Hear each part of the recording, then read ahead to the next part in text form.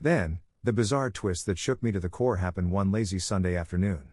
Our 14-year-old son, Jake, who's usually a quiet kid, blurted out, "You are not my real dad." In the middle of dinner. I froze, fork halfway to my mouth. The words hung in the air like a bad punchline. I remember thinking, what on earth? I laughed nervously at first, thinking maybe he was joking or trying to get a rise out of me, but the look in his eyes told me otherwise. There was a cold certainty there that I couldn't ignore. Before I could even process his words, the conversation took a wild turn. As I attempted to probe gently, trying to understand why he'd say something so out of character, Lisa exploded in the kitchen. "Jake, you have no right to order me around," she snapped, her tone laced with an anger that was equal parts hurt and defiance. The table fell silent.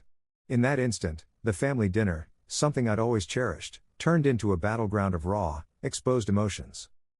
For weeks after that shocking dinner, I found myself replaying every moment, every word, trying to decipher a clue in our once solid life. I couldn't help but wonder, was this the fallout of some secret, or a truth we had long been ignoring? My gut churned with betrayal.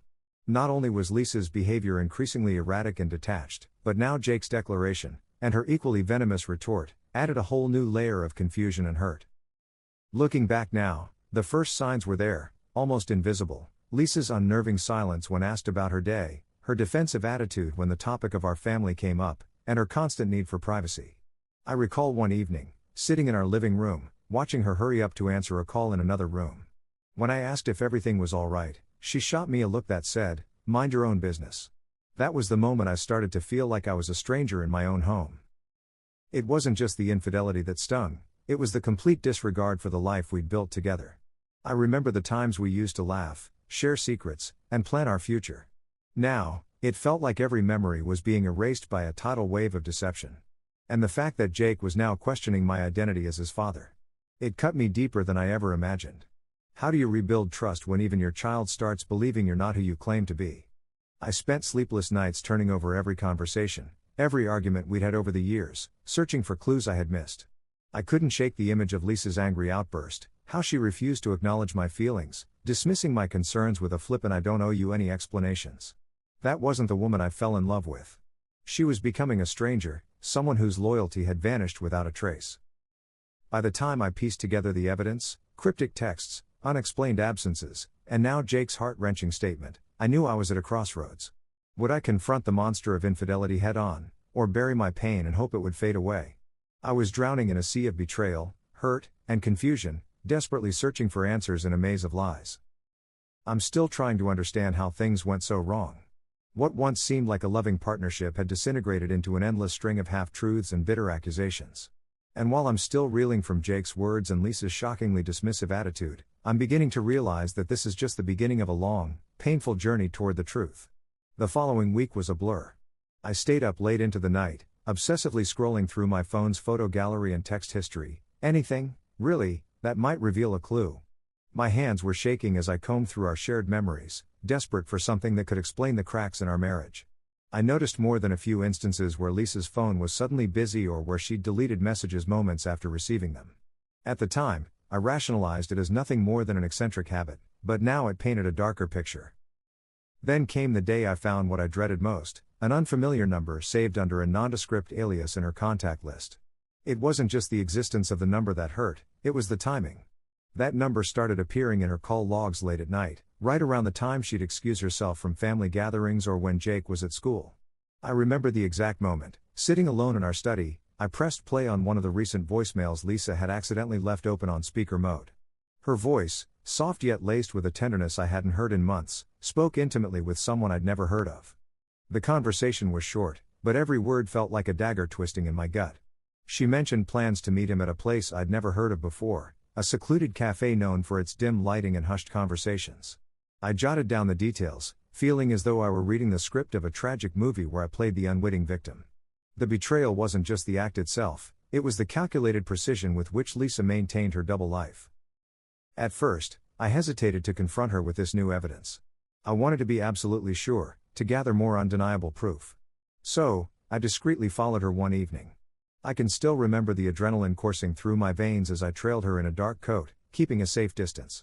The streets blurred by as I followed her to that infamous cafe. I parked a few blocks away and watched as she entered the place with a nonchalance that bordered on arrogance. The image of her confidently striding into that den of secrets was a stark contrast to the timid, nervous version of her I had seen during our more vulnerable moments. I spent the next hour parked in the shadows, observing. There were no overt displays of affection, just furtive glances and hushed conversations that made my blood boil. It wasn't until I caught a glimpse of her emerging from the cafe, laughing softly with this mystery man, that the full extent of her betrayal hit me like a freight train. I quickly snapped some blurry photos with my phone. It wasn't much, but in that moment, it was enough for me, a piece of the puzzle that confirmed my darkest suspicions. Returning home that night felt surreal. My mind was reeling from the evidence I'd gathered, and a storm of emotions, anger, hurt, and a paralyzing sense of betrayal, weighed heavily on me. I locked myself in the study, replaying the images and voicemails over and over again. I felt like I was in a nightmare I couldn't wake up from. The realization was inescapable. Lisa had been living a secret life right under my nose, and the man in those photos wasn't just some fling, it was the truth that my son's words had hinted at. Yet, amidst the shock, there was an odd sense of clarity. For the first time in a long while, I wasn't numb, I was hyper-aware, piecing together every detail of this elaborate betrayal. I began documenting every suspicious call, every secretive behavior. I kept a journal, detailing my observations as if I were a detective in a noir film, determined to expose every hidden lie. The hardest part, though, was reconciling the woman I loved with the stranger I was discovering. I spent hours scrolling through our old messages, the promises we made, the dreams we shared, now feeling like hollow echoes of a past life. Lisa's transformation was painful to witness. She had become someone who reveled in her freedom, even if it meant betraying the vows we once held sacred. Every memory was now tainted by the sting of her duplicity. In the midst of all this, my emotions swung wildly. There were moments when I wanted to lash out, to scream at the universe for letting this happen. I felt a growing sense of resentment not only towards Lisa but also towards the life we had built together. The more I dug, the more I realized that her betrayal wasn't a momentary lapse of judgment, it was a calculated, ongoing affair that had been meticulously hidden. The anger was almost physical, a burning desire to reclaim the dignity I felt had been stolen from me. As I closed my journal for the night, I couldn't help but wonder how far down this rabbit hole I was willing to go. Every piece of evidence was a reminder of the love that had morphed into a lie. And even though I was drowning in betrayal, a small part of me was determined to confront this head-on, to force Lisa into a position where she could no longer hide behind her smooth words and calculated excuses. I waited until the morning after my late-night evidence hunt, a morning when the sky was a dull, unwelcoming gray, mirroring my mood. I sat at the breakfast table, my heart pounding as I stared at Lisa, who was busying herself with her phone, as if oblivious to the inevitable collision of truth and lies that was about to unfold. "Lisa," I said, my voice steadier than I felt, "we need to talk." She barely looked up, her tone dismissive as she replied, "About what, Dan? Another one of your paranoid theories?" Her eyes flashed with that familiar spark of defiance, a stark reminder that the woman I loved was rapidly morphing into a stranger. I slid the envelope with my printed evidence across the table toward her. "This isn't paranoia," I said, trying to keep my voice even. "I've got proof, and I'm not going to let you brush it off anymore." Her hand trembled ever so slightly as she picked up the envelope, but the moment her eyes skimmed through the pages, her reaction was immediate and venomous. "Oh, come off it," she snapped, tossing the papers aside as if they were nothing more than yesterday's junk mail. "You were making a mountain out of a molehill." Her dismissive tone was laced with an edge that sent chills down my spine. I couldn't hold back anymore. "A molehill? Lisa, how do you explain the photos from that cafe? And what about the late-night calls, the deleted messages? You've been living a double life, and you think I'm just overreacting?" Her eyes narrowed, and with a bitter laugh, she said, "You always were too sensitive. And don't you dare act like you're some martyr here. You're not the boss of me. I'm tired of you treating me like a child who can't make her own decisions." The words stung, her tone was not just defensive, it was downright condescending. Every syllable dripped with a dismissiveness that made my blood boil. I felt the room close in on me, the walls echoing my rage and pain. "I trusted you, Lisa. I trusted you with everything," I said, my voice rising despite my best efforts to remain composed. "And you've been playing me for a fool. Even Jake. He's starting to see the truth." At the mention of our son, something in her snapped. Her face contorted in a mix of anger and fear. "Jake is just a kid, Dan. He doesn't understand anything. And don't you dare use him to guilt me. I did what I had to do, and if you can't handle that, maybe you shouldn't be in this marriage." She leaned forward, her voice trembling between anger and desperation, a cocktail of emotions that left me unsure whether she was lying, or truly afraid of what she'd unleashed. The conversation escalated quickly. I accused her of everything: the deception, the betrayal, the cold disregard for our family's well-being. Each time I brought up a specific instance, she countered with excuses. It's none of your business, you are overreacting, I have a right to live my life without you dictating it. Her tone was so curt, so dismissive, that it felt as though she was erasing every shared memory of laughter and love we once had. Between our harsh words, the raw reality began to dawn on me. I wasn't just fighting an unfaithful spouse, I was grappling with the collapse of a life I thought was built on mutual respect and love. Her careless disregard for my feelings, her cavalier attitude about our marriage, it all piled up into an overwhelming sense of loss. I could see the truth in the mirror of her eyes, and it wasn't the person I'd married. In the midst of our heated exchange, something unexpected happened. Lisa's phone buzzed, a notification that seemed to momentarily distract her from our war of words. With a curt "hold on," she glanced at the screen and then back at me. I noticed the color drain from her face for a split second as she muttered, "I have to take this," before storming out of the room without another word. That abrupt exit left me standing in the silent aftermath, a mix of anger and sorrow churning inside. I couldn't help but feel that her fleeing from the confrontation was just another calculated move, a tactic to avoid facing the full brunt of her betrayal. My heart pounded in my ears as I listened to the echo of her footsteps fading down the hall. Alone now, I sat at the table, the remnants of our shattered breakfast a stark symbol of everything we'd lost. The evidence of her infidelity lay in my mind as vividly as the photos on my phone, and the bitter taste of betrayal was impossible to wash away. I knew that this wasn't just about the betrayal itself, it was about the complete disintegration of trust, the loss of the person I thought I knew. I spent the next hour rereading our conversation in my head, analyzing every word, every tone. It was clear that Lisa wasn't interested in making amends or even in giving me a straight answer. She was too wrapped up in her own narrative, too busy defending her choices to acknowledge the damage she'd done. And as much as it pained me to admit it, the confrontation was a mirror reflecting back the undeniable truth. The woman I once loved was now just a stranger with a habit of lying and running away from responsibility. After Lisa stormed out that morning, the house felt haunted by silence. I was left alone with my turbulent thoughts and a crumbling sense of self. The confrontation had cracked open wounds I hadn't even known were festering, and now, everything was laid bare in the most brutal way possible. I spent the rest of the day in a daze. Every minute, every sound, a creak in the floor, a hum from the refrigerator, seemed to echo the absence of the woman I once loved. I kept replaying her parting words in my head, the sneer when she dismissed my concerns, the way she had waved off evidence like it was mere triviality. There was a corrosive bitterness in her tone that clung to me, making it hard to focus on anything else. In the afternoon, I sat in our study, staring blankly at the evidence spread across the desk. The photos, the text logs, even that heart-wrenching voicemail, they all bore witness to the lies and the double life that had been unfolding right under my nose. I wasn't sure whether I was numb with shock or burning with anger, but I knew I had to act, if not to reclaim my dignity, then to somehow piece together the shattered fragments of our family. I decided to call Jake.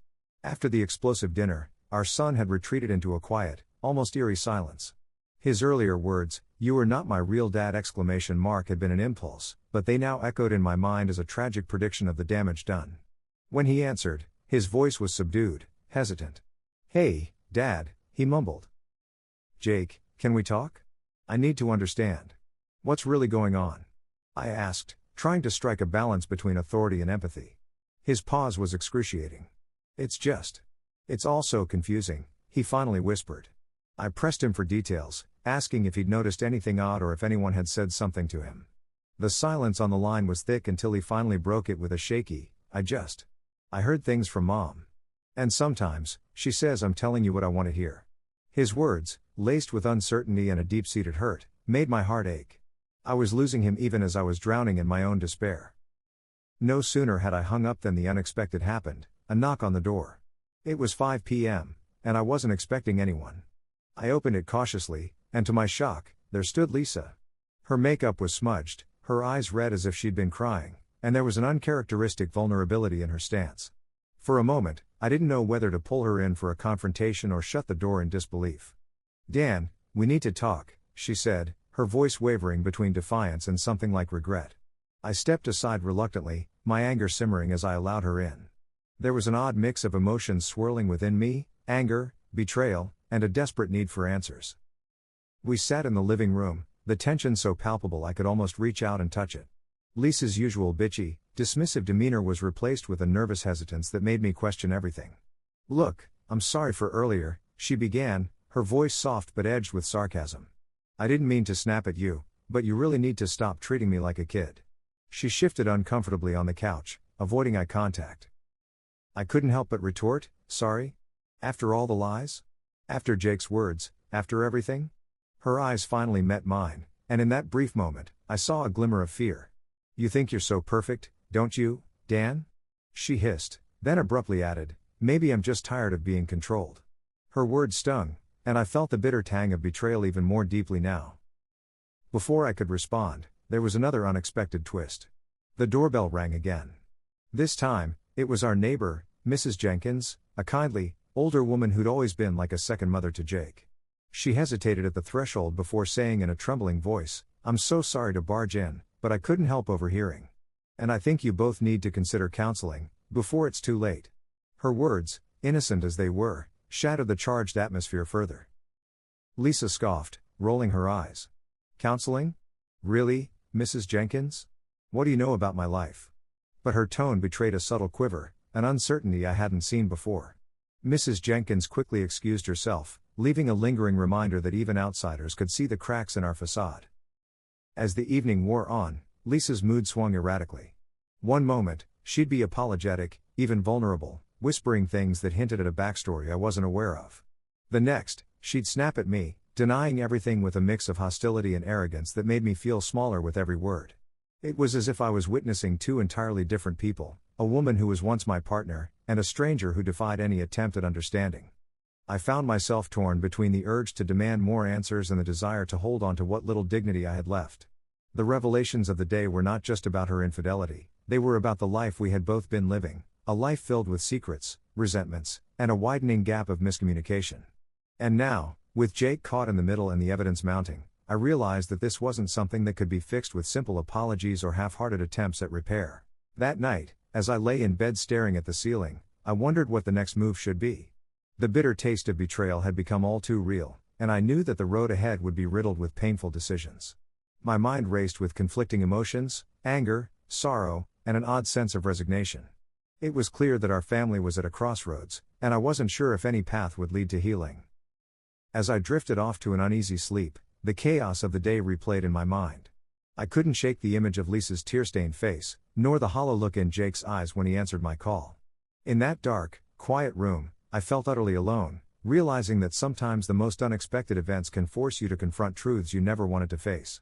Man, I never expected the day to spiral into even more chaos. After that emotionally draining evening, I woke up with a head full of questions and a heart heavy with betrayal. The morning light felt like an insult, a stark reminder that the life I once knew had been ripped apart overnight. I tried to force myself through the day, attempting to put on a brave face for Jake's sake. But the weight of it all was unbearable. I made breakfast mechanically, my mind drifting to the heated argument and the evidence that now lined my desk. I couldn't escape the gnawing thought that every moment I spent in that house was another moment lost to deception. As I sat at the table, half-eaten toast in front of me, my phone buzzed with a text. It was from an unknown number. With a mix of curiosity and dread, I opened it. The message was simple: "We need to talk. It's about Lisa." I felt a rush of adrenaline and a flicker of hope that maybe, just maybe, there was more to the story, a hidden piece of the puzzle. I replied cautiously, agreeing to meet at a local park later that afternoon. The park was nearly empty, a desolate space that perfectly matched my inner turmoil. I took a seat on one of the worn-out benches and waited, the minutes stretching into an eternity. Finally, a man in his late 30s approached, his expression guarded and apologetic. He introduced himself as Mark, someone who claimed to have known Lisa before we married. His tone was somber, and I immediately sensed that he wasn't there to fuel my anger, but to offer a piece of her secret past that I hadn't been privy to. Mark hesitated before speaking, then said, "I'm not here to justify what she's done, Dan. I need you to know that Lisa has been hiding a lot, not just this affair." I leaned in, heart pounding. "What do you mean?" I asked, my voice cracking with equal parts anger and desperation. Mark continued, "I was close with her back then. She made some choices, big, life-altering choices, that she never fully addressed. I think that's part of why she's been so distant and rebellious lately." The revelation hit me like a punch in the gut. Was it possible that Lisa's infidelity was just one symptom of a deeper, unresolved mess? As Mark recounted memories of a younger Lisa, her struggles with commitment, secrets she vowed to bury forever, I felt a bitter mixture of pity and rage. This wasn't just about betrayal, it was about a woman who'd lost her way and dragged us all into the abyss with her. Before I could digest this new information, my phone rang. It was Jake. The timing couldn't have been more jarring. I excused myself, stepping away from the bench to answer. His voice on the other end was small and tentative. "Dad, can we talk? I just need to say something." I agreed, urging him to speak his mind. His words, as raw as they were, spilled out in a mix of confusion and hurt. "I keep hearing things from Mom, about how you're trying to control everything, like I'm some sort of puppet. And she said that if I don't do what she wants, I have no right to boss her around." The memory of his earlier outburst, his shocking claim that I wasn't his real dad, echoed in my mind. I realized then that our family's fractures ran deeper than I'd imagined. Balancing my conversation with Jake and listening to Mark's revelations was like trying to juggle shattered pieces of glass, dangerous and impossible to put together without risking more cuts. Once I hung up with Jake, Mark continued, "I know this might be a lot to take in, Dan. But I believe Lisa's behavior isn't just about a recent affair. There's been a pattern, a long history of running away from her responsibilities. You deserve to know the truth." I left the park feeling even more conflicted. On one hand, I was infuriated by her betrayal. On the other, I was starting to see a pattern that might explain her erratic behavior. Had Lisa truly been living a double life all along? And was her incessant need to be free from any kind of control, like her haughty dismissal of my attempts to understand her actions, just a shield for deeper unresolved issues? The thought that her past might be as murky as her present made my blood boil even more. Returning home, I found Lisa in the living room, pacing with that same nervous energy that had punctuated every conversation since our explosive confrontation. Her eyes were downcast, but there was a spark of defiance that I'd seen before, like a rebellious child who refuses to be cornered. When I tried to bring up Mark's visit, she cut me off with a hasty, "I don't know what you're talking about, Dan. Stop twisting everything." Her tone was dismissive and bitter, so much so that it stung deeply. But it wasn't just her denial that pained me, it was the way she casually deflected any attempt to uncover the truth. "I have a life, Dan. I do what I want, and you have no right to dictate how I live it." Those words echoed in my head, mingling with Jake's earlier hurtful statement. It was like every aspect of our family was spiraling out of control, fueled by secrets and resentments that had been building up for years. I sat there, torn between my need for answers and the overwhelming sadness of watching my family break apart. The day's events, the mysterious message from Mark, the raw confession from Jake, and Lisa's stubborn, self-destructive defiance, converged into a moment of stark realization. The path ahead was going to be more complicated than I ever imagined. The pieces were shifting, but the picture of what our family had once been was now irretrievably shattered. As night fell, I lay awake, wrestling with a newfound sense of betrayal and confusion. Would uncovering more of Lisa's past bring closure or further devastate us? And how could I possibly fix what had been broken by years of lies and half-truths? I had a choice to make: chase down the remnants of a life that was no longer mine, or forge a new path amid the ruins of trust and love. I woke up to a heavy silence that pressed against the walls of our bedroom, a foreboding quiet that announced another day in a life already riddled with betrayal and confusion. The events of the past few days, Mark's revelations at the park, Jake's tearful confession, and Lisa's relentless defiance, had left me teetering on the edge of a decision that I could no longer avoid. That morning, I trudged into the kitchen, half expecting to find Lisa sprawled on the sofa with her phone in hand. Instead, she was there, dressed and moving with a calculated coolness that betrayed no hint of remorse. As she shot me a look that was a mix of irritation and smug satisfaction, I felt my resolve harden. Today was the day I was going to confront everything head-on, even if it meant tearing apart whatever was left of our crumbling family. "Lisa, we need to talk," I said, my voice steadier than I felt. She barely spared me a glance, pausing only long enough to set down her cup of coffee. "About what, Dan? Another one of your dramatic interventions?" She sneered, rolling her eyes so dramatically it almost hurt to watch. I ignored the sarcasm.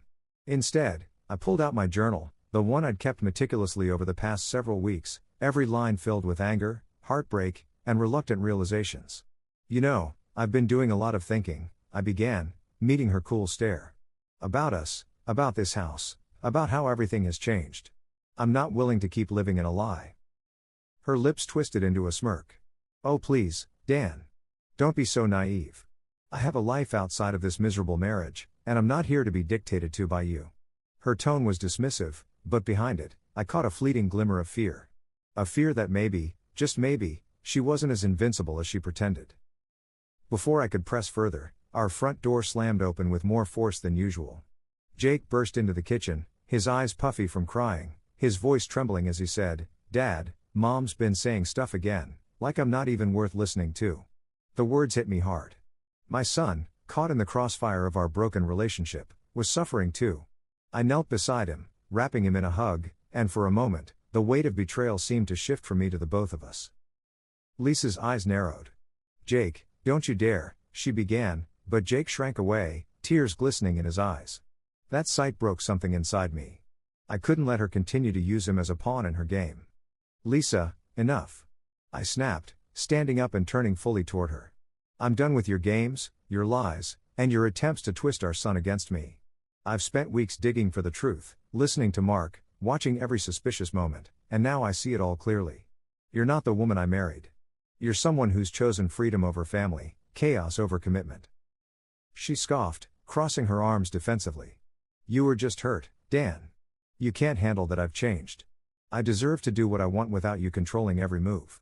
Her voice, usually so smug and self-assured, wavered slightly at the edges, a sign that the foundation of her arrogance was cracking. I took a shaky breath, feeling both anger and sorrow intermingling in equal measure. "No, Lisa. I deserve honesty. I deserve respect. And most importantly, I deserve a family that isn't falling apart because you keep running from your responsibilities. I'm not going to let this continue. I'm done trying to fix something that's been broken for a long time." The silence that followed was heavy, punctuated only by the erratic ticking of the wall clock. For a long moment, I thought I saw tears welling up in Lisa's eyes before she quickly masked them with a sneer. "So what, Dan? You're just going to leave? Run away like you always do?" Her words dripped with disdain, but I knew they were laced with fear. "I'm not running away," I said, my voice firm despite the storm raging inside me. "I'm reclaiming my life. I can't live in this constant state of betrayal and emotional torment any longer. I'm taking Jake and I'm leaving this toxic environment behind. I'm choosing to heal instead of drowning in your lies." The room exploded with chaos then, Lisa's shock and fury, Jake's confused whimpers, and my own racing heart as I felt the gravity of my decision sink in. Lisa lunged forward, her tone frantic now. "You can't do that. We're a family," she shouted, almost pleading. But her desperation only confirmed what I'd known all along, that her version of family was one built on deception and selfish freedom. I stood my ground, every word resonating with the painful clarity of a truth long denied. "No, Lisa. This isn't a family, it's a facade. And it's time I start living for myself and for Jake. I'm not going to let your choices define who we are anymore." For a moment, the air was thick with unresolved tension. Then, as if on cue, the distant sound of sirens began to wail, an ominous reminder that life's chaos doesn't wait for us to catch up. Whether it was fate or just a cruel coincidence, that sound underscored the irrevocable change in our lives. That night, as I packed a few essential belongings, I felt an odd mix of liberation and heartbreak. I knew I was stepping into an uncertain future, but I also knew that staying meant losing myself completely. With every piece of clothing folded and every memento boxed away, I felt a step closer to reclaiming the dignity and truth that had been so brutally shattered. As I closed the door behind me, leaving the echoes of our broken home, I couldn't help but wonder if this drastic decision would bring healing or if it was just the first step in a long, painful journey of redemption. One thing was clear, I had reached the tipping point. And no matter how bitter the road ahead, I was finally ready to walk it. The days following my departure were a blur of uncertainty and raw emotion. I settled into a modest hotel room, the kind with creaking floors and a view of a busy street, a far cry from the familiar chaos of our home, yet offering a strange kind of anonymity. Every morning, I awoke to the echo of my decision, the reality that I had left behind a life filled with betrayal, half-truths, and shattered illusions. And every night, the silence of that room reminded me of the loneliness of starting over. I spent the first day trying to piece together a semblance of normalcy. I called a friend, someone who'd been in the know about our marriage long before everything fell apart, and we talked for hours. His voice was a comforting rumble in the background, full of practical advice and subtle sympathy. "Dan," he said, "sometimes leaving is the only way to find out who you really are. You're doing the right thing for you, and for Jake." Those words, though simplistic, anchored me in a moment of fragile hope. But then, As if the universe were determined to keep my life unpredictable, I received a call that shattered that brief calm. It was Lisa, her voice unexpectedly soft, almost remorseful. Dan, I need to see you, she pleaded, as though a few words could mend what had been broken. I hesitated. I wasn't sure if I was ready to face her again, but something in her tone, perhaps regret or fear, compelled me to agree to a meeting in a neutral, public space.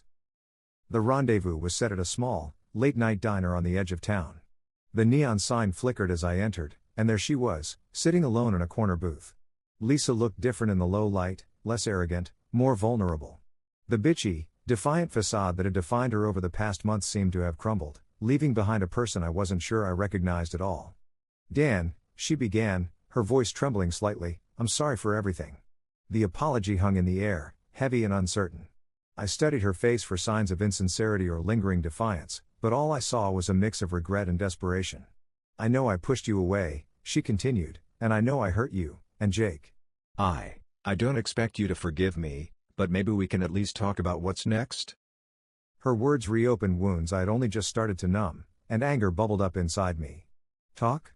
I asked, my voice strained with a mix of pain and disbelief. Talk? You've been lying to us for so long, playing with our lives like it's some game. And now you expect a conversation? I paused, the raw hurt in my eyes unmistakable.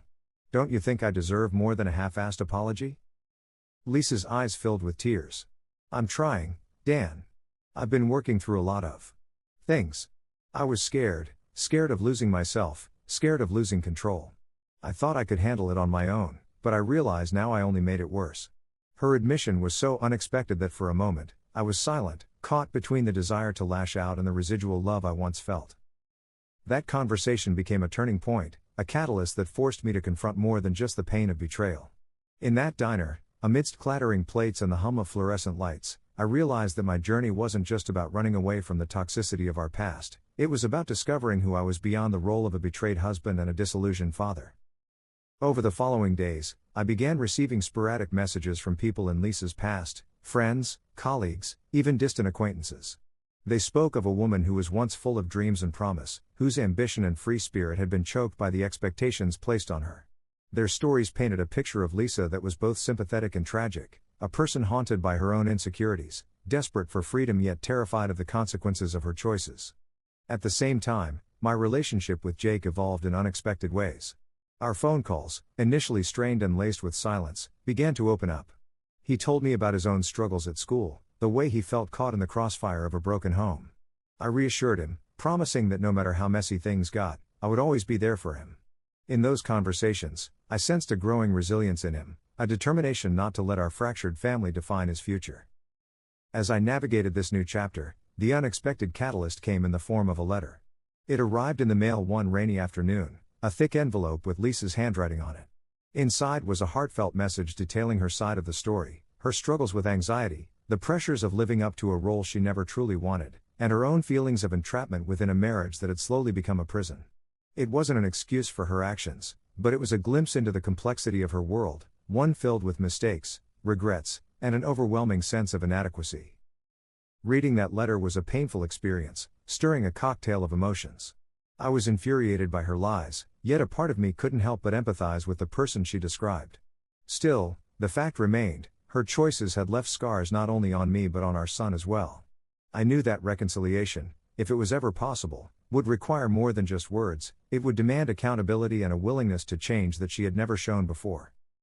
In the midst of these revelations, I found myself at a crossroads. The raw, unfiltered aftermath of my departure was filled with unexpected insights that challenged everything I thought I knew about love, loyalty, and personal freedom. Was it possible to rebuild something from the ruins of our past? Or was I destined to carry the weight of betrayal forever? One thing was clear, the fallout from this shattered family was far from over. With every new revelation, I was forced to confront not only Lisa's duplicity but also my own complacency in a relationship that had silently crumbled long before the overt betrayals came to light. And as I looked forward, uncertain of what the future held, I realized that the journey to healing was going to be as unpredictable and painful as the chaos that had brought me here.